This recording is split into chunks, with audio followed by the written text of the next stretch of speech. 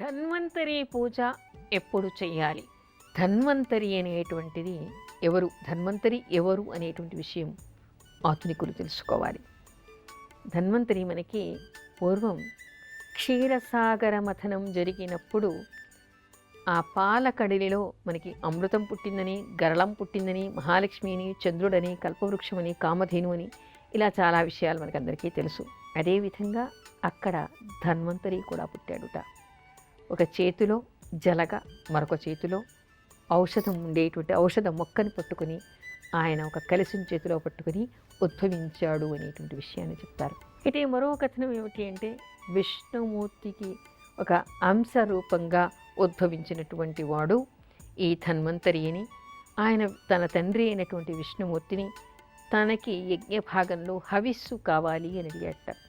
హవిస్సు కావాలి అని అడిగినప్పుడు ఇప్పటికే వేదోక్తంగా నిర్ణయించి ఉంది కాబట్టి ఇదివరకు నిర్ణయించినటువంటి వాళ్ళకి మాత్రమే హవిస్సును ఇస్తారు, కానీ కొత్తగా ఉద్భవించినటువంటి వాళ్ళకి హవిస్సు తీసుకునే అధికారం లేదు. మళ్ళీ రెండవ ద్వాపర యుగం వస్తుంది, అప్పుడు మళ్ళీ నువ్వు ఉద్భవిస్తావు, అప్పుడు నీకు ఈ యజ్ఞభాగం హవిస్సు దొరుకుతుంది అనేటువంటి విషయాన్ని విష్ణుమూర్తి చెప్పాడు అనేటువంటి చెప్తారు. అలా రెండవ ద్వాపర యుగం వచ్చినప్పుడు ఈ ధన్వంతరి మళ్ళీ ఉద్భవించాడుట. ఆ ధన్వంతరి పేరు దివోదాసు అని కూడా చెప్తూ ఉంటారు. ఆయన పేరు మీద మంత్రాలు జపాలు చేస్తూ ఉంటారు, ఆయనని స్మరిస్తూ ఉంటారు, హోమాలు చేస్తూ ఉంటారు. ఆ దివోదాసు ఒకప్పుడు కాశీ క్షేత్రాన్ని పరిపాలించినటువంటి వాడుగా కూడా చెప్తారు. అయితే ఆయుర్వేద శాస్త్రానికి ఆద్యుడుగా చెప్పబడేటువంటి వాడు ఈ దివోదాసు, ఆయనే ధన్వంతరి. అయితే ఆయన ఉద్భవించినటువంటిది రెండవ ద్వాపర యుగంలో ఆషాఢ బహుళ ద్వాదశి రోజు ఆయన ఉద్భవించాడుట. ఆయన దగ్గరే మనం ఇప్పుడు ఆద్యులుగా చెప్పుకుంటున్నటువంటి చరకుడు, సుశ్రుతుడు, వాగ్భటుడు, ఈ ముగ్గురు కూడా ఆయన దగ్గర నేర్చుకున్నటువంటి వాళ్ళుగా చెప్తూ ఉంటారు. ఆయన శిష్యరికంతో సుశ్రుతుడు ఆయుర్వేదాన్ని నేర్చుకున్నాడు అనేటువంటి విషయాన్ని కూడా చెప్తూ ఉంటారు. ఆయుర్వేదంలో మనకి బృహత్రయం, లఘుత్రయం అని ఉంటారు. ఈ బృహత్రయంలో మనకి చరకుడు, సుశ్రుతుడు, వాగ్భటుడు ఉంటారు. అయితే ఆద్యుడైనటువంటి వాడు ఎవరు? ధన్వంతరి. ధన్వంతరికి పూజ చేసి ధన్వంతరి దగ్గరే సుశ్రుతుడు ఈ వైద్య విద్య, ఆయుర్వేద వైద్య విద్యను నేర్చుకున్నాడు అనేటువంటి విషయాన్ని చెప్తూ ఉంటాడు. అయితే ఆద్యుడైనటువంటి వాడు ఎవరు అంటే, ఆయుర్వేద వైద్య విద్యకి ఆద్యుడైనటువంటి వాడు ధన్వంతరి. అందుకని ఇప్పటికీ కూడా ఆయుర్వేద కాలేజీల్లో కానీ లేదా ఆసుపత్రుల్లో కానీ ఈ ధన్వంతరి జయంతి రోజు, ఆశ్వేజ బహుళ ద్వాదశి రోజు ధన్వంతరికి పూజ చేస్తూ ఉంటారు.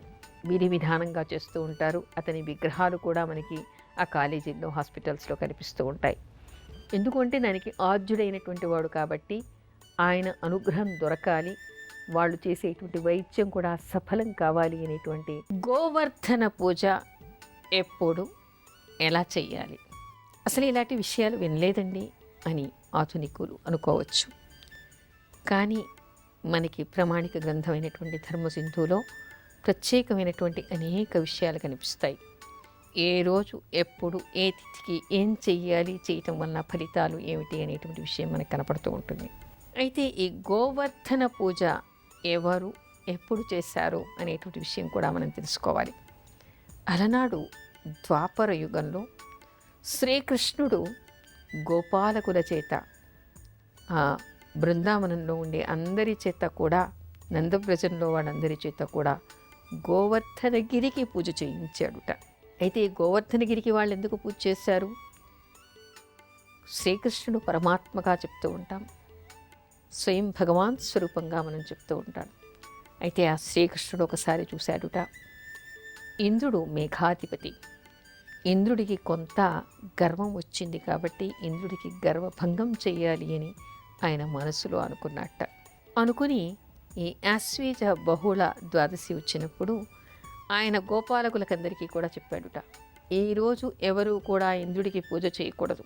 ఇదివరకు ఇంద్రుడికి పూజ చేసేవాళ్ళుట ఎప్పుడు?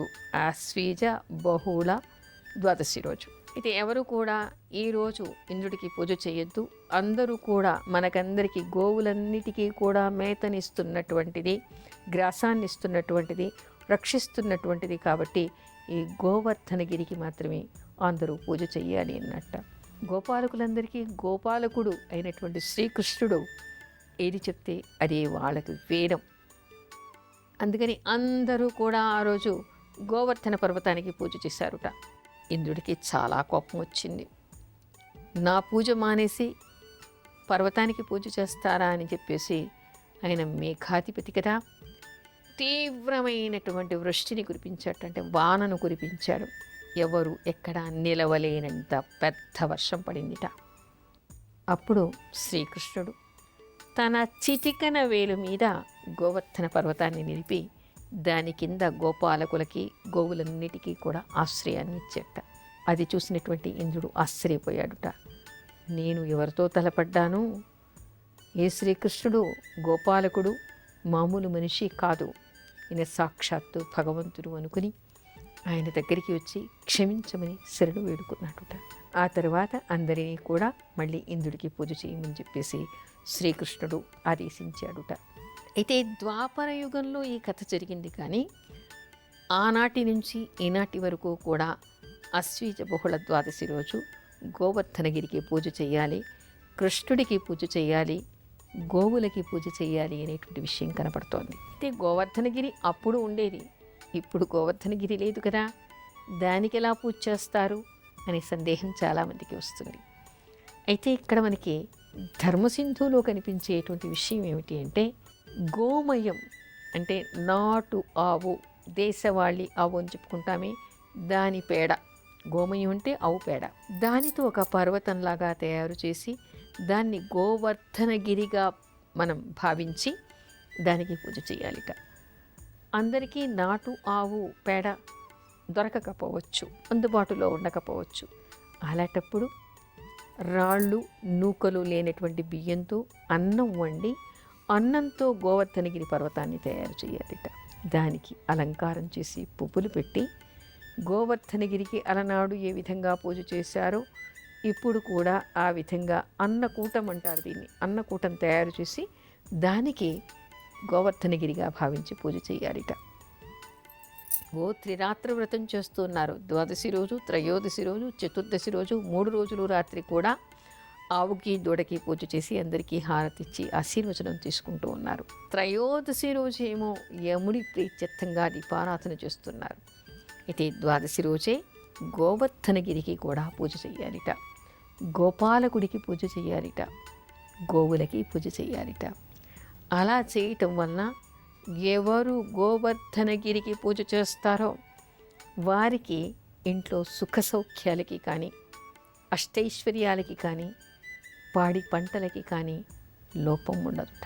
ఆ కృష్ణుడి అనుగ్రహం వలన వాళ్ళ ఇంట్లో పాడి పంటలు, అన్న వస్త్రాలకి ఎలాంటి లోటు లేకుండా ఉంటుందని, ఆ గోపాలకుడి ఆశీర్వచనం వాళ్ళకి లభిస్తుంది అనేటువంటి విషయాన్ని చెప్తారు.